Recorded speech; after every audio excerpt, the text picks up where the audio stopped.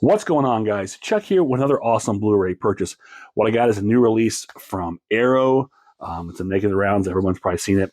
Let's get right to it. We're talking 1979's made-for-TV movie and overseas theatrical film, Salem's Lot, based on the novel by Stephen King.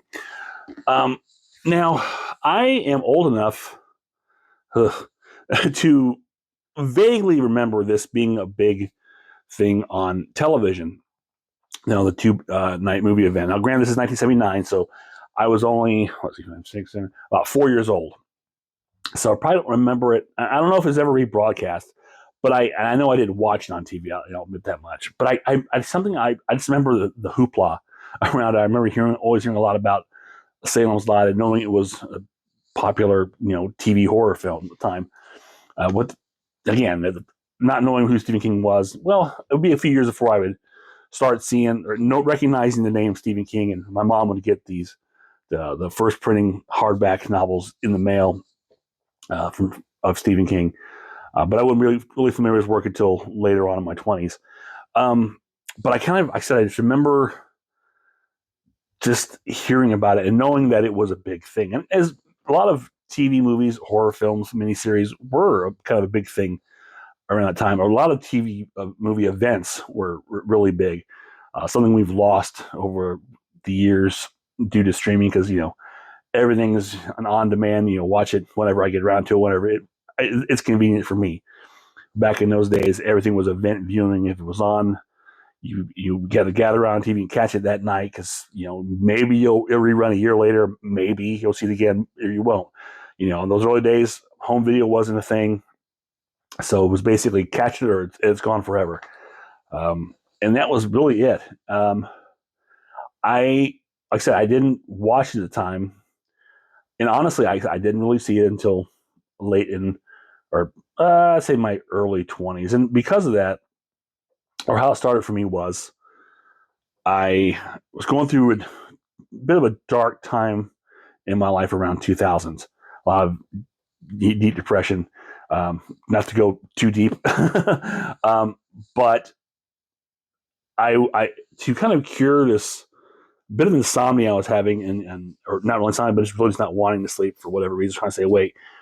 I had started reading Stephen King novels, and first I read Carrie, was like a 2-night read, very short book, and it was fine. Then I went straight to that to Salem's Lot, and I remember being enthralled with this novel, and I just did not want to put it down. It was so good, and which is a thing for me because I'm not the biggest vampire person. I've had a problem with vampire movies I enjoy, but there's never been my big thing.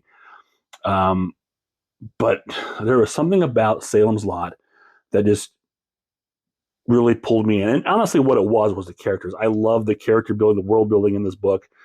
I was so enthralled. You really invested with these characters, and that you just you feel when bad things happen.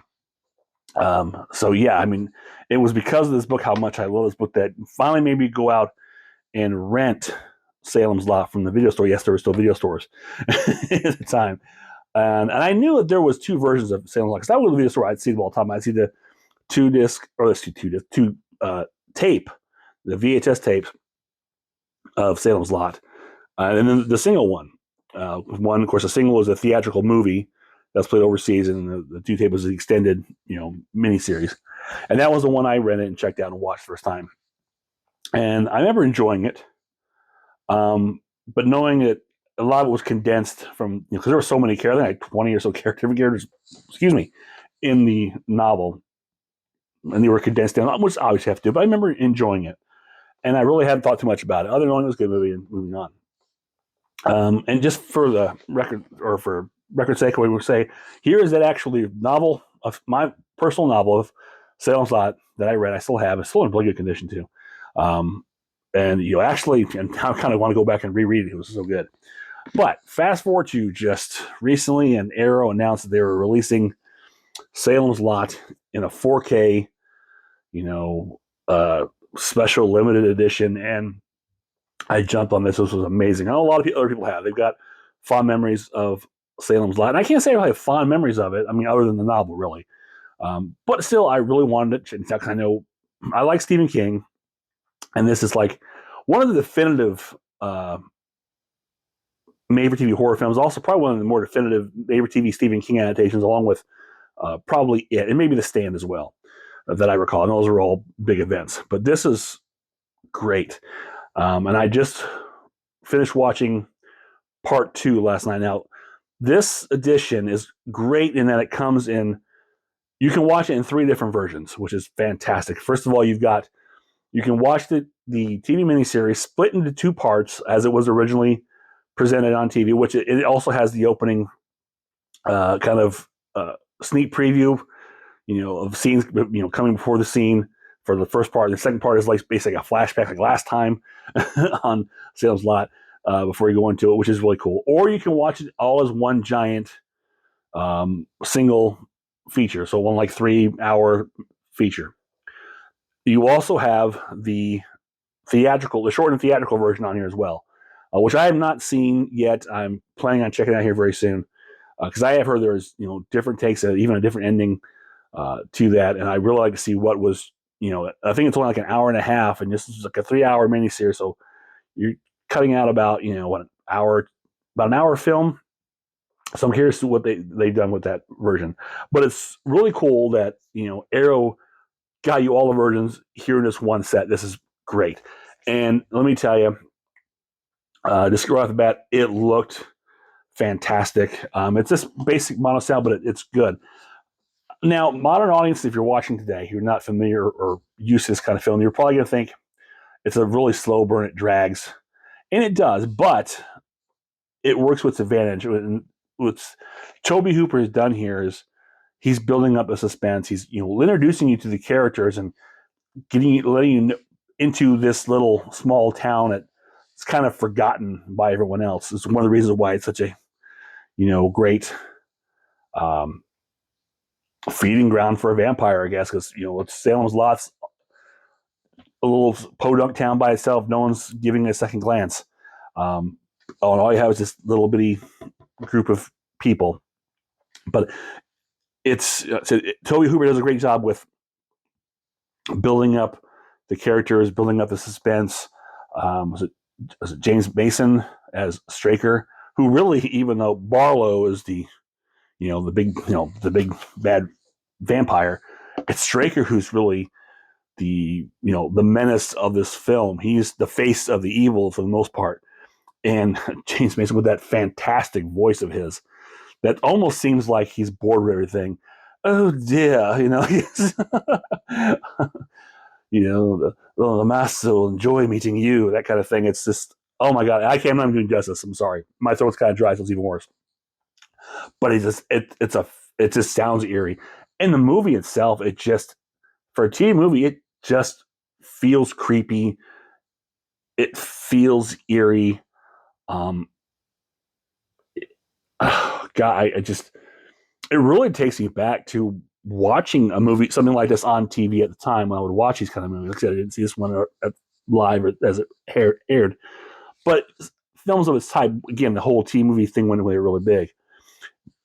But, it feels very theatrical. And kudos to Tobe Hooper and the cast. But it's just, oh my God, it still holds up very well, and I still really enjoy it, as a vampire film, but just as a good horror film on its own. So let's talk a little about this release.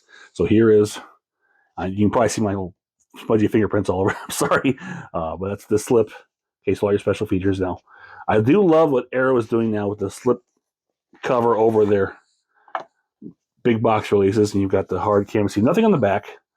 But it's a great image, a lot of purple.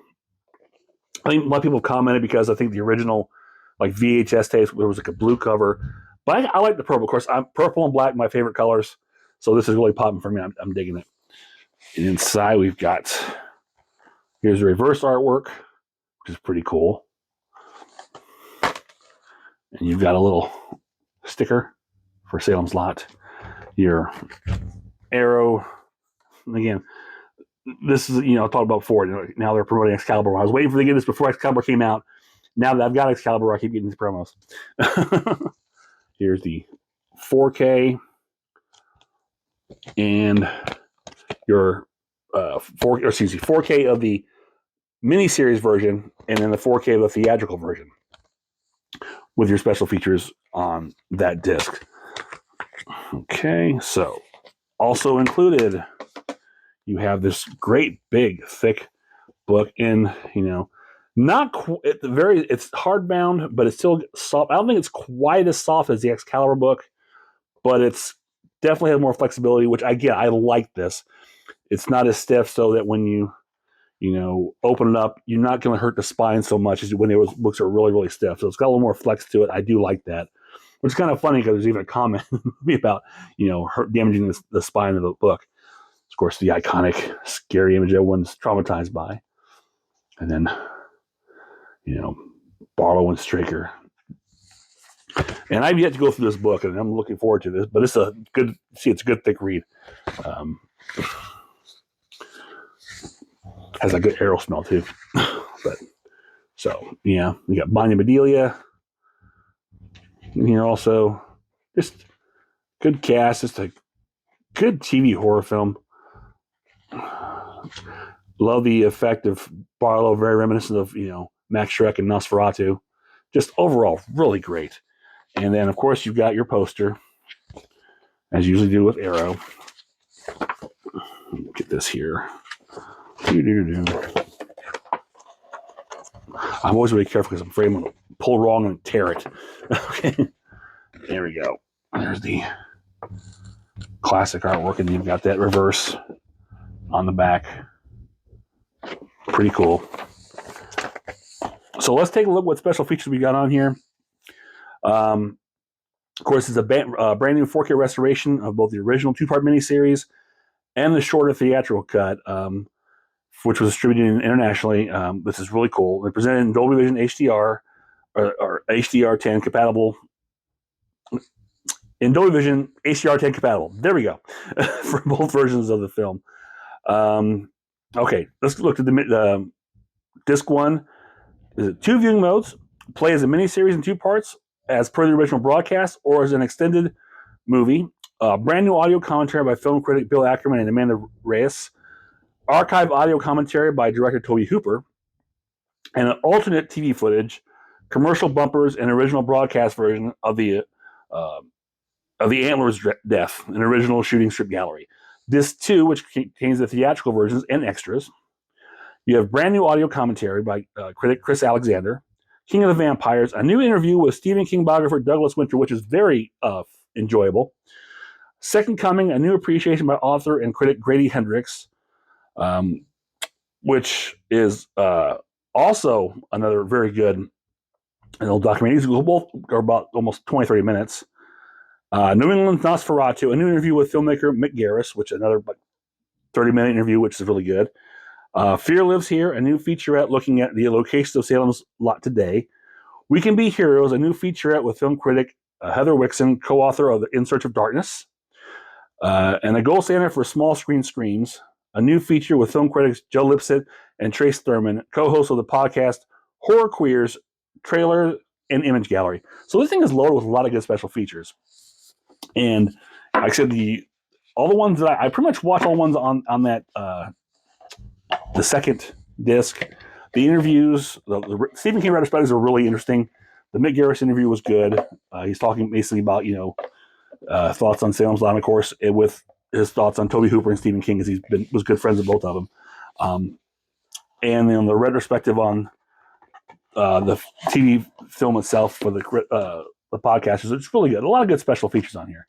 Overall, this is a fantastic release from Arrow for what's considered an iconic television horror film, which I'm really hoping for those who may not have got to see it in its heyday are getting this and going to check it out, because it deserves to be rediscovered and seen by those who have it. And if you're a Stephen King fan, you owe yourself to see this. I know there's been like 2 other movies, miniseries made many years later, but I don't think they capture the essence of what this original 79 TV version did, directed by Tobe Hooper.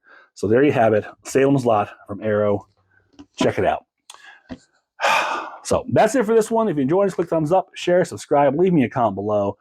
Let me know if you remember seeing Salem's Lot when it originally aired on TV, or if you were like me, you really didn't catch it until, rented it later on, or maybe you're just getting this and seeing it for the first time. Or just say hi. I'll always take hi. So until next time, this is Chuck saying I will see you on the other side.